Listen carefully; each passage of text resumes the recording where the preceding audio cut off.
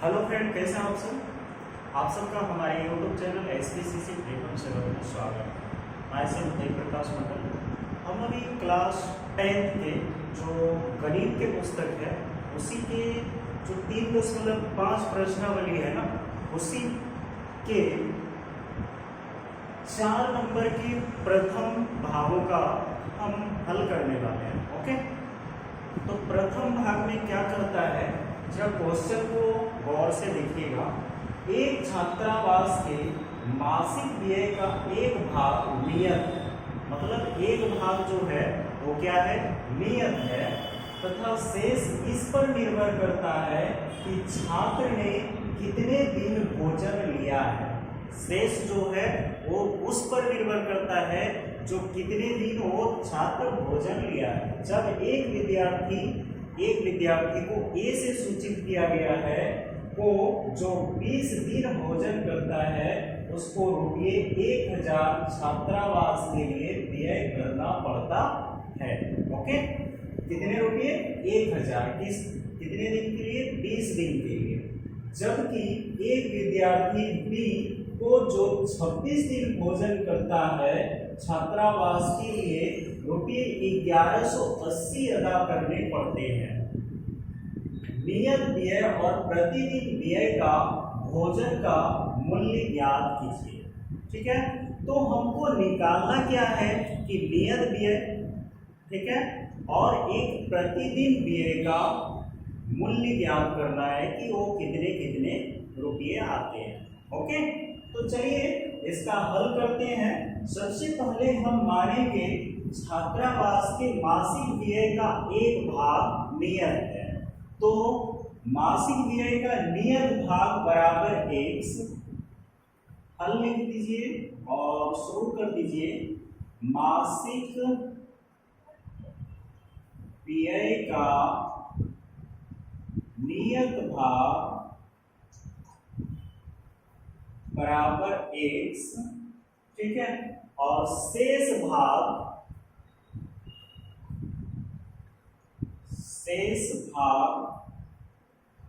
बराबर में y।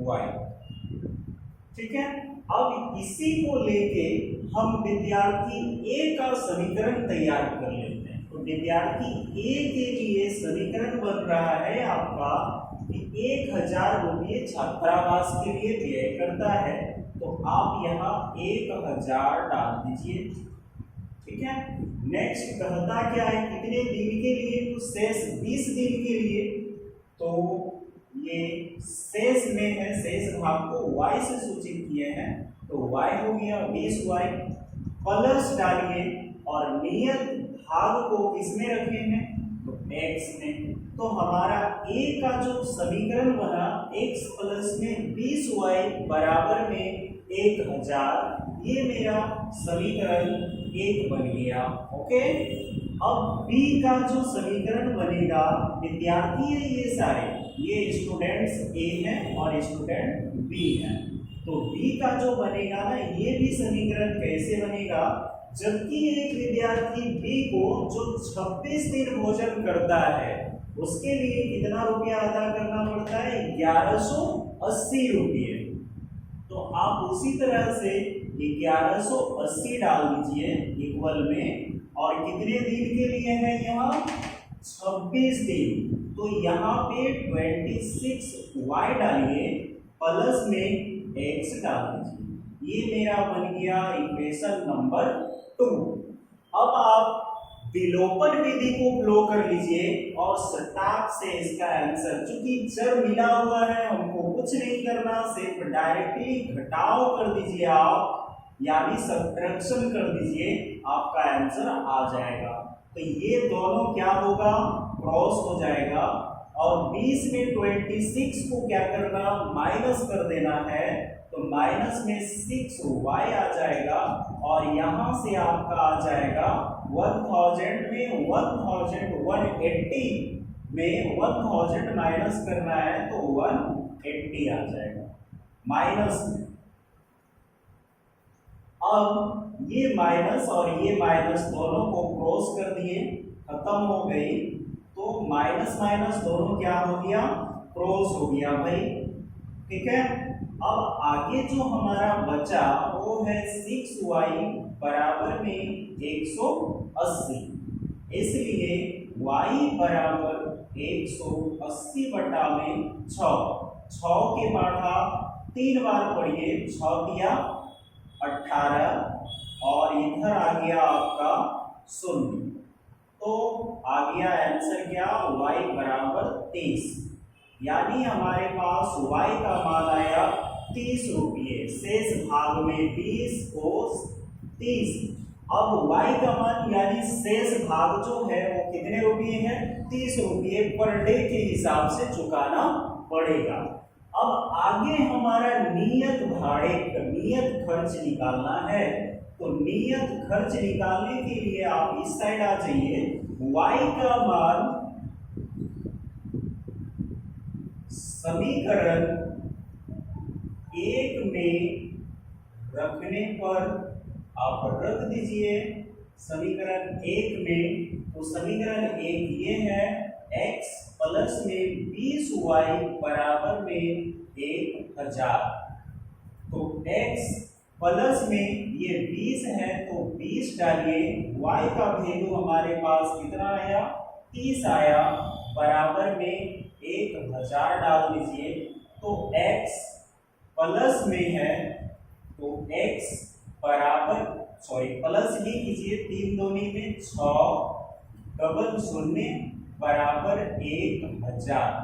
अब हमारे पास क्या आया, 600 और 1000 है, तो x बराबर करेंगे तो 1000 घटाओ में 600, x बराबर आ जाएगा मेरे पास 400, ठीक है। तो इसका जो नियत खर्च है ना वो कितना है, 400 रुपये, x का वैल्यू कितना आया 400 और y का वैल्यू आया 30 रुपये। ओके, ये है आपका आंसर, ठीक है। आप इस तरह से आप जो है आसानी से हल कर सकते हैं, ये विलोपन विधि से हमने किया, आप और भी वज्र गुणन विधि से, ग्राफ विधि से, प्रतिस्थापन विधि से भी आप इसको निकाल सकते हैं।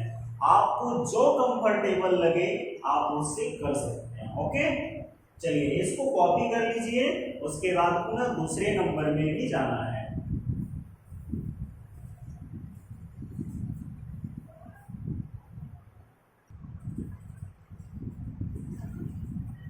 तो चलिए अभी हम दूसरे नंबर की ओर आ चुके हैं, प्रश्नावली 3.5 क्लास 10th के, तो 4 के दूसरे नंबर पे प्रवेश कर चुके हैं। 4 के दूसरे नंबर में जो सम्स है ना, वर्ड्स प्रॉब्लम, वो क्या कहते हैं, एक भिन्न 1/3 हो जाती है जब उसके अंश से 1 घटाया जाता है। तो सबसे पहले हमको मानना क्या पड़ेगा, एक भिन्न मानना पड़ेगा। ओके, तो चलिए देखिए हल करते हैं।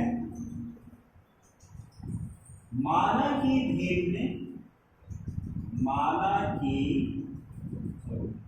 भिन्न बराबर x बटा में y हो गया। अब इसमें क्या कहता है कि इसमें कहता उसके अंश से 1 घटाया जाता है, तो कितना हो जाते हैं, 1/3 हो जाते हैं। तो अकॉर्डिंग टू क्वेश्चन यानी प्रश्न के आधार पर, प्रश्नानुसार आप लिख सकते हैं, नहीं भी लिख सकते हैं, ये आप पे डिपेंड करेगा। 1/3 हो जाते हैं, तो हमने आपको इक्वेशन कैसे निकाल के दिया, 1/3 हो जाते हैं क्या करके कि अंश से जब 1 घटाया जाता है, कितना घटाया जाता है, 1, तो यहाँ पे अंश और नीचे वाले को हर, यहाँ हमने 1 को घटा दिया, ठीक है। तो ये सारे को पहले कैलकुलेशन इसी को कर लेते हैं, तो 3x हो जाएगा मेरे पास, माइनस में 3 क्रॉस मल्टीपल हो रहा है भाई, डिवाइड करेंगे तो बराबर में ये क्या करेगा, y आ जाएगा। ओके, अब ये क्या करना है कि 3x माइनस में y माइनस में 3, ये मेरा बना समीकरण 1। नेक्स्ट दूसरा समीकरण क्या कर रहा है, और वह 1/4 हो जाता है, तो फिर 1/4 कर दीजिए, बराबर डालिए, जाती है जब हर में 8 जोड़ दिया जाता है। किसमें जोड़ना है, हर में जोड़ना है इस बार। तो हर है हमारे y, कितना जोड़ना है, तो 8 जोड़ना है, ऊपर में x। अब ये क्रॉस मल्टीपल करेगा तो यहाँ आ जाएगा 4x, बराबर में y 1 इंटू करेगा 1, y आ जाएगा प्लस में 8 एकम में 8। अब इसको सजाना है भाई, तो 4x माइनस में y प्लस में 8 हो गया क्लियर। ये मेरा बना समीकरण 2।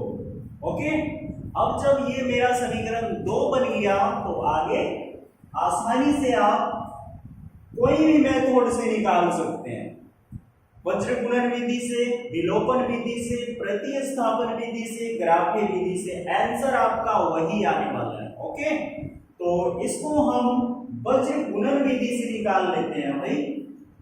तो वज्र गुणन विधि में करता क्या है कि x बटा में आ जाएगा, फिर बराबर y बटा में आ जाएगा, फिर सबसे पहले आपको तो इक्वेशन लिख देना चाहिए। क्या है समीकरण 1 में 3x माइनस में y माइनस में 3 बराबर में 0, उसके बाद 4x माइनस में y, उसके बाद प्लस में 8 बराबर में 0। ये समीकरण 1 है और ये समीकरण 2 है। अब हम वज्र गुणन ऐसे ही विलोपन विधि से भी ये बन जाएगा, ठीक है ना। तो हम वज्र गुणन विधि को फ्लो कर लेते हैं, क्योंकि वज्र गुणन का ही चैप्टर है।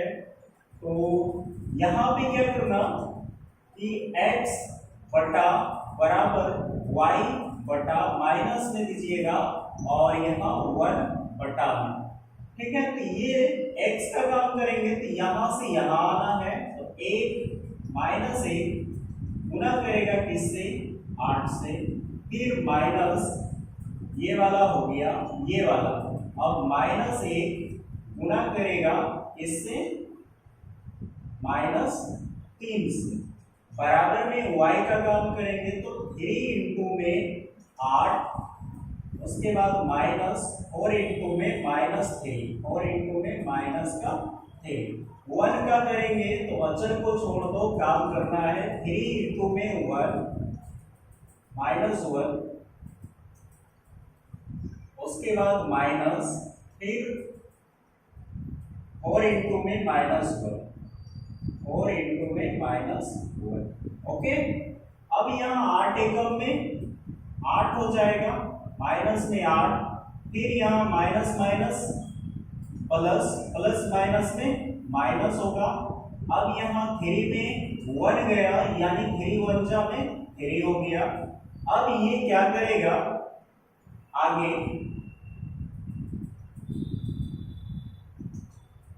y हो गया माइनस में, बटा में 8 दिया में 24, घटाओ 4 दिया में 12 हो गया, माइनस माइनस प्लस, सॉरी समीकरण मेरा थोड़ा सा मिस्टेक हुआ, यहाँ माइनस आएगा क्योंकि इक्वल के साइड से हम हटा चुके थे, ये मिस्टेक हो गया भाई यहाँ, और कहीं नहीं है।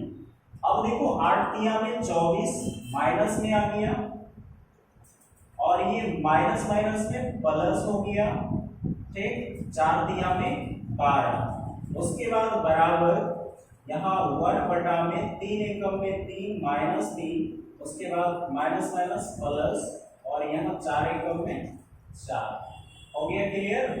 अब यहाँ देखिए माइनस माइनस प्लस हो जाएगा, तो प्लस में 4। अब यहाँ x, ये माइनस में, यहाँ देखिए 8 एकम में 8, तो ये प्लस में रहेगा, 8 में 3 घटा देंगे तो कितना आ जाएगा 5, बराबर y में 12 घटा देंगे तो कितना होगा माइनस का 12, यहाँ माइनस है, दोनों को काट देना है, माइनस क्रॉस हो गया। अब 1 बटा में -3 है, प्लस है, तो 3 में आपका आ जाएगा 1 हो गया, लार्ज नंबर प्लस है इसलिए प्लस, ठीक। अब आगे हम करेंगे क्या कि x बटा में 5 है, इसके साथ अचर संख्या के साथ भाग देना है, तो 1 आ जाएगा। भाग करेंगे तो x 5 एकम में 5 हो जाएगा, तो बराबर में 5। x का मान कितना आ गया? 5 आ गया। फिर y बटा में कितना है? 12 है, इसको 1/1 से भाग देना है, तो 12 एकम में 12, y बराबर में आ गया 12। अब हमारे पास भिन्न क्या बनेगा? तो x बटा में y है, इसलिए हमारा भिन्न जो बनेगा ना वो क्या बनेगा? 5 बटा में 12। यही है आपका आंसर। ये किस मेथड से बना? वज्र गुणन के मेथड से। ओके, अगर आपको कहीं भी डाउट है तो हमारे वीडियो के नीचे जो कमेंट बॉक्स है उसमें आप लिखिए और हमें सेंड कर दीजिए। हम आपके कमेंट को पढ़ के आपको समझाने का प्रयत्न करेंगे। ओके, तो कहीं भी डाउट हो तो आप लिख के भेज सकते हैं। ठीक है, इसको कॉपी कर लीजिए, पुनः तीसरे नंबर की ओर चलना है।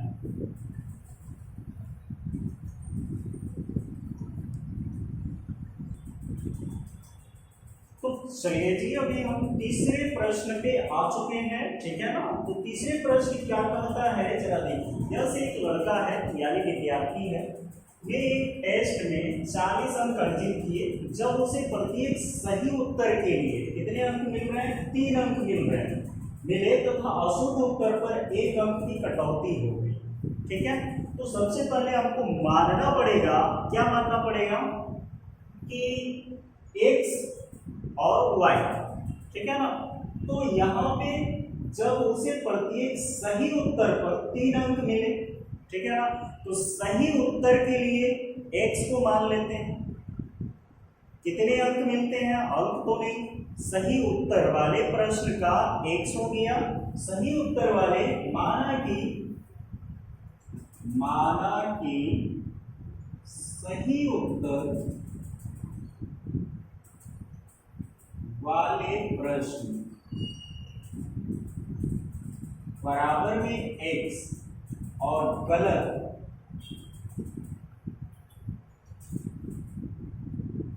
उत्तर वाले प्रश्न बराबर में y। अब इसका इक्वेशन बनके तैयार हो जाएगा। क्योंकि देखिए ध्यान से, यह एक टेस्ट में लेके आता है कितना नंबर?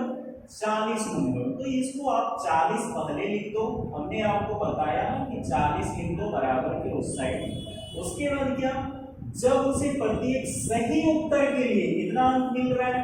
3 अंक मिल रहा है भाई। तो 3 अंक जहां मिल रहा है तो उसको किससे सूचित किए हैं? x से। तो सही उत्तर के लिए 3x लिख दो। 3 अंक है तो 3x हो गया। एक प्रश्न में 3 अंक मिल गया उसको। उसके बाद क्या? अशुद्ध उत्तर पर 1 अंक की क्या हो रही है? कटौती हो रही है। ओके, तो यहाँ एक कटौती हो रही है, जहां कटौती हो रहा है वहां पे क्या होगा? सब्ट्रैक्ट हो जाएगा, तो यहाँ पे माइनस हो गया और इस 1 को किससे रखे हैं? y से। अब हमारे पास ये समीकरण आ गया 40। एक अगर y के साथ इंटू करता है तो 1 y हो जाएगा ना, तो 1 y को तो y के रूप में ही लिखा जाएगा ना। ठीक है, तो एक गुणांक अगर करते हैं y का तो y के रूप में ही लिखा जाएगा ना, इसलिए ये मेरा क्या बना? समीकरण 1 बन गया। फिर क्या करता है? यदि उसे सही उत्तर पर 4 अंक मिलते तो दूसरा समीकरण बनेगा, ये 4x हो जाएगा। सही उत्तर पर कितने अंक? 4 अंक। ये कहता है कि सही उत्तर पर 4 अंक मिलते और अशुद्ध पर 2 अंक कटते। ठीक है ना, तो अशुद्ध पर कितने अंक कटते? 2y। बराबर में कितने अंक प्राप्त कर लेते? तो देख लीजिए कितने अंक प्राप्त करते हैं? तो 50 अंक प्राप्त करते हैं। ओके, तो यहाँ पे 50 डाल दीजिए। ये मेरा इक्वेशन नंबर 2 बन गया। ठीक, अब आप विलोपन की विधि को अप्लाई कर दीजिए। क्योंकि यहाँ 3x माइनस में y बराबर में 40 है और यहाँ 4x माइनस में 2y बराबर में 50 है। ओके, आप कोई भी विधि से बना सकते हैं, प्रतिस्थापन को भी अप्लाई कर सकते हैं, तो थोड़ा लंबे विधि हो जाएंगे, इसलिए विलोपन से कर लेते हैं। तो समीकरण एक को अगर हम 2y यानी 2 से गुणा करते हैं, 2 से गुणा करने पर, अब 2 से गुणा करेंगे तो क्या है समीकरण 3x माइनस में y बराबर में क्या 40, इसको हम 2 से इंटू करते हैं तो समीकरण बनेगा 2 3 में 6x माइनस में 2y बराबर में 4 दूनी 8 यानी 80। ये मेरा बन गया समीकरण 3। अब समीकरण 3 और 2 से क्या करना है, समीकरण 3 और 2 को घटा देना है, ठीक है। तो समीकरण 3 से समीकरण 2 को घटाने पर, अब घटा दीजिए, तो समीकरण 3 को 2 से घटाएंगे, ज्यादा से नहीं घटाना भाई, तो 3 मेरा ये है, तो 6x माइनस में 2y बराबर में 80 और यहाँ है 4x माइनस में 2y बराबर में कितना है 50, ठीक है। ये दोनों को घटा देना है, तो ये क्या होगा 6x में 4x को घटाएंगे तो कितना होगा 2x माइनस है, ये भी minus minus minus plus plus minus में माइनस, ये दोनों कट जाएगा, बचेगा मेरे पास 80 में 50 घटा देंगे तो हमारे पास आ जाएगा 30। ओके, अब हमारे पास इस साइड में आ जाइए और लिख डालिए 2x बराबर में 30 आ गया, सो x इक्वल में क्या हो जाएगा 30 बटा में 2, तो 15 दूनी में 30, x बराबर 15, ठीक है। अब x का मान यानी x बराबर में 15, तो सही उत्तर कितने थे 15 थे। ओके, अब हम x का वैल्यू निकालिए, तो x का मान समीकरण 1 में रखने पर, तो समीकरण 1 क्या है 3x माइनस में y बराबर में 40, 3 इंटू में 15 घटाओ में y बराबर में 40, 15 दिया में 45 घटाओ में y बराबर में 40, इसलिए y बराबर में क्या हो जाएगा 15 चल जाएगा इस साइड, तो 45 घटाओ में 40, तो y बराबर में आ जाएगा 5, y का मान आ गया 5, यानी गलत वाले प्रश्न कितने थे तो 5 थे, ठीक है ना। गलत वाले प्रश्न की संख्या 5 थी और सही वाले की 15 थे, टोटल प्रश्न की संख्या 20, ठीक है ना। तो यहां लिखना है गलत वाले प्रश्न की संख्या बराबर में 5, सही वाले प्रश्न की संख्या बराबर में 15, और अगर कुल पूछ लेना तो दोनों को जोड़ के आप लिख सकते हैं। ओके, x का मान आ गया था मेरा 15 और y का मान आ गया था 5। इसमें अगर आपको कहीं भी डाउट है तो आप हमारे वीडियो के जो नीचे में कमेंट बॉक्स दिखाई दे रहा है उसमें जाइए और कमेंट लिख डालिए फटाफट से और हमको सेंड कर दीजिए, हम आपके कमेंट को पढ़ के तुरंत ही आपको रिप्लाई कर देंगे। ओके, तो इसको आप लोग कॉपी कर लीजिए और हमारे वीडियो को देखिए, देखने के बाद अपना लाइक जरूर कीजिए और हमारे चैनल को सब्सक्राइब जरूर कीजिए और अपने दोस्तों में हमारे चैनल का लिंक को जरूर शेयर कीजिए, ठीक है, ताकि वो आपके भी फ्रेंड पढ़ के बोर्ड में अच्छे नंबर से पास हो सके, ठीक है। Thank you for watching.